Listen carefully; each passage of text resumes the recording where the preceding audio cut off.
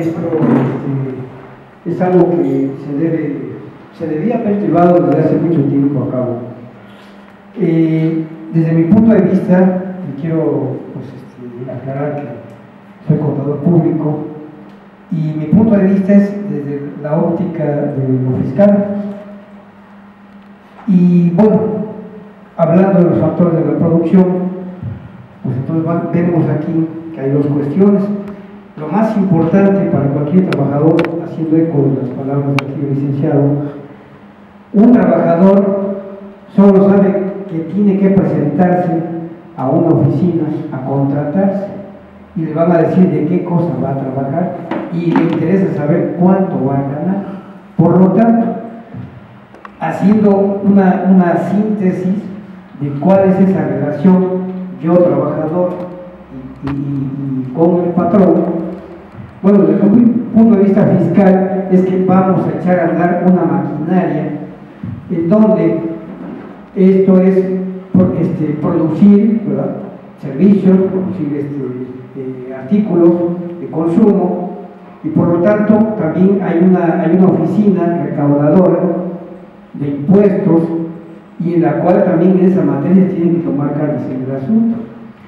Entonces, en la práctica fiscal sabemos que hay una terminología que también involucra lo legal, hablando de los salarios o las remuneraciones.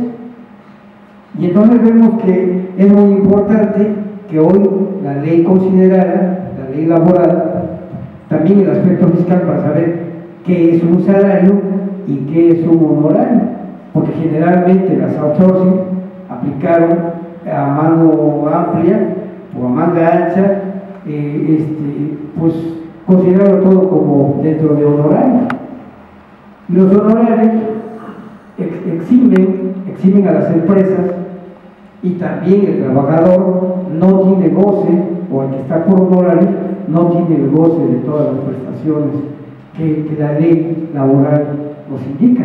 Así que entonces vemos que aquí es un aspecto en donde fiscalmente no se ha considerado esa terminología. Vemos ahorita que se acaba de incrementar el salario mínimo y realmente, pues cuando escucho ahorita que en la declaración de principios es porque el trabajo y la remuneración deben ir acordes, bueno, vemos que hay una laguna muy grande.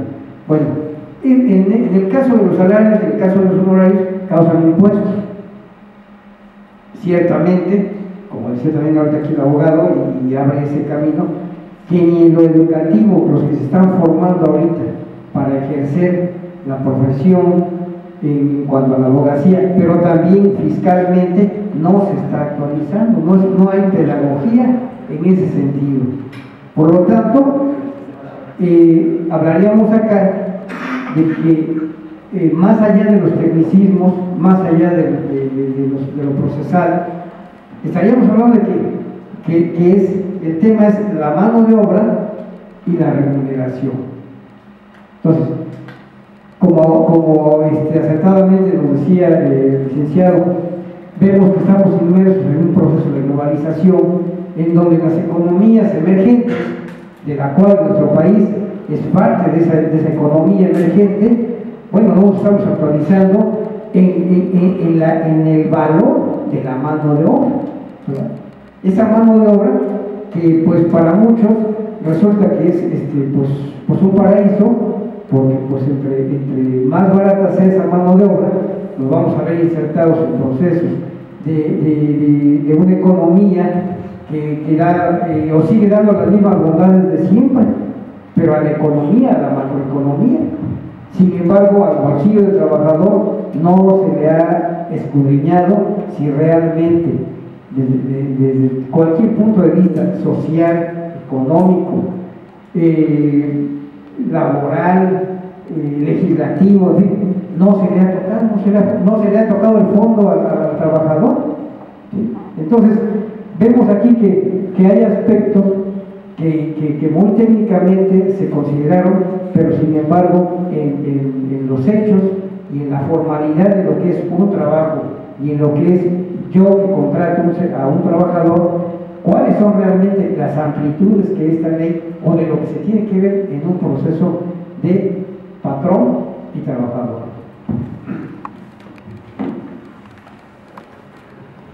Gracias, contador. Una disculpa, no tenía el gusto de conocerlo, ni sabía que era contador. Creo que sus conceptos relacionados con la materia fiscal, de verdad debieron tomarse en cuenta también en el momento de la elaboración de la reforma. Una disculpa, pero muy interesante su participación. Quiero saber si hay alguna otra persona que quiera participar también. Pero antes de esto, creo que los que estamos aquí, digo, antes que nada, gracias por el interés, ¿no? Yo creo que la fecha, de verdad, muy poco propicia para tener una reunión de este tipo. También, por otra parte, desafortunadamente, permítanme comentarles que hicimos invitaciones a agentes del Seguro Social, agentes de la Junta Federal de Conciliación de los Patrones, y bueno, sobre todo en el caso del Seguro Social, ¿no? Nos argumentaron por ahí que no estaba el jefe de servicios jurídicos. Digo, se me hace incongruente que no haya una persona que tenga la capacidad para venir y pararse aquí en este foro y hablar en nombre del instituto, ¿no? También nos hable de que no están preparados, también en ese momento los conocen al igual que nosotros, pero ni ellos mismos dimensionan, como dice el licenciado, cuáles van a ser los efectos y las consecuencias que tenga para el instituto.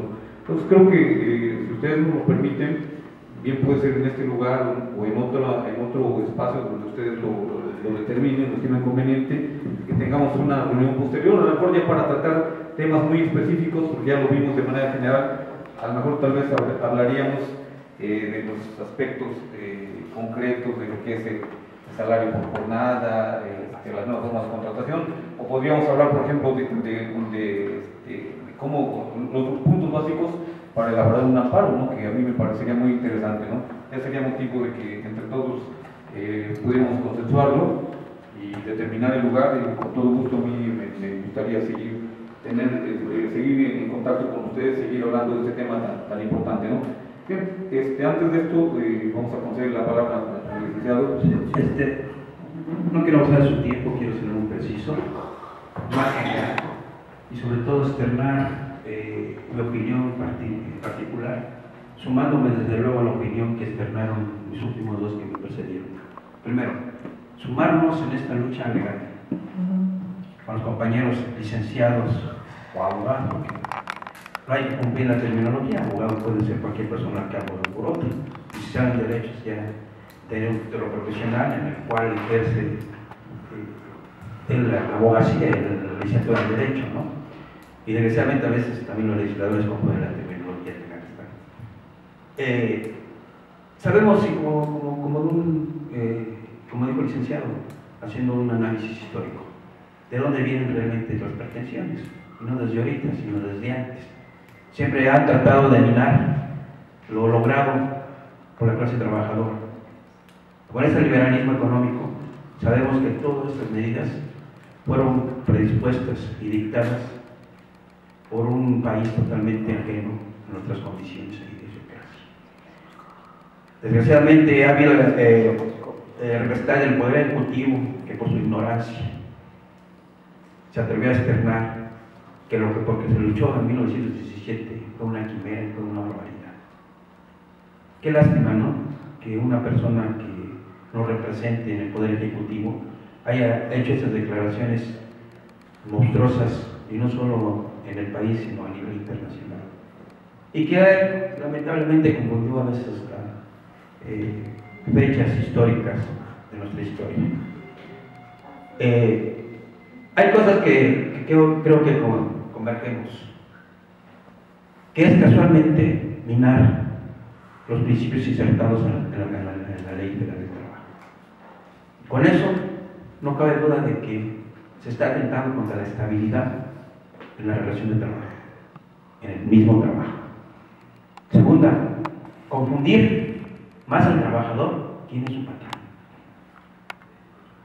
Cosas que van a contrastar, porque la misma ley dice que la relación de trabajo es patrón y trabajador, y el patrón es el que da órdenes y le da el salario al trabajador. Y ahora ya quieren confundir y quieren terminar con esos conceptos que hay en la Ley Federal del Trabajo. Segunda, externaba una pregunta concreta la señorita que se ausentó y decía que ¿por qué es tutelar los derechos del trabajador? ¿O por qué las juntas tienen esa obligatoriedad de tutelar los derechos de los trabajadores? Recordemos que es un tribunal totalmente distinto a un juzgado civil, a un juzgado penal. No puede haber condiciones iguales en partes desiguales. Es tutelar porque debe de proteger los derechos del más vulnerable, aquel que no tiene más que su fuerza de trabajo, aquel que no es dueño de los medios de producción, aquel que realmente está inerme luego hasta para probar una relación de trabajo. ¿Por qué? Porque mañosamente, a veces nada más, la mayor parte de los contratos se hacen por la vía verbal. Y a veces, lamentablemente, por la falta de testigos, no se puede demostrar a veces en la relación de trabajo. Entonces, yo sí quiero exhortar, lamentablemente, y vamos a ser prácticos, vamos a ser lamentablemente vamos a ser razonables. Lo que adolecemos en el país es realmente una división de poderes. Tenemos el derecho, tenemos la razón, pero lamentablemente nuestros ministros, nuestros jueces de distrito, de circuitos, a veces distorsionan sus principios, a veces hasta conforman jurisprudencias que se contrastan. A veces, lamentablemente, el derecho lo van alejando cada día más de la realidad, pero siempre privilegiando el capital, no realmente buscando el equilibrio de los factores de la producción. Porque si fuese eso, si realmente se buscara acercar el derecho a la realidad, sería una reforma disminuyendo la jornada laboral, porque la plusvalía que ahora da la fuerza de trabajo es cada día más grande a favor del capital. Y no confundir también la terminología de empresario con el capitalista, porque el empresario viene siendo un trabajador más del capitalista, porque es el que armoniza los factores de la producción. Y el capitalista no es el que invierte y no hace nada. Y ni siquiera trabaja, simple y sencillamente e injustamente vienen a recoger ganancias que ni siquiera trabajan, ni siquiera despliega siquiera lo mínimo de sus energías, ni intelectuales ni físicas. Entonces, sí es importante, y realmente lo que dice usted, licenciado, que estas reuniones se hagan periódicas, que se luche por invalidar esta reforma. Y si no, igualmente sumarse a la lucha política, ejerciendo el derecho a manifestarse pacíficamente, porque realmente creo que las circunstancias que al lugar de, como ellos decían en esas reformas, que una de sus justificantes era flexibilizar el mercado laboral, yo creo que es todo lo contrario. ¿Por qué? Porque simple y sencillamente, ¿quién va a querer trabajar periodos cortos? Y a veces en distancias muy apartadas. Vaya a trabajar 3 o 4 horas en el pago proporcional del tiempo, de acuerdo al salario. Pues imagínense, pues es ridículo, no voy a trabajar 4 horas, 3 horas me van a pagar la cantidad proporcional de lo que marca la jornada laboral de 8 horas, por favor, ¿no? O sea, es una burla, ¿no? No me va a alcanzar ni para los pasajes.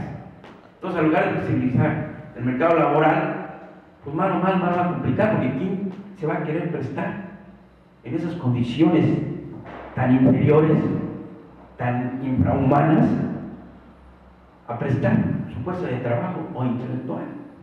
Yo creo que va a haber muy pocos, ¿no? Entonces, reitero, ojalá sean en periodos cortos estas reuniones, y seamos más concretos en cuanto a la reforma. Y pues, aunque sepamos que no hay división de poderes, no hay más que el camino legal, los que no somos violentos, los que creemos en una evolución, en una revolución, luchar por los caminos que nos marca la ley. Perfecto, gracias, licenciado.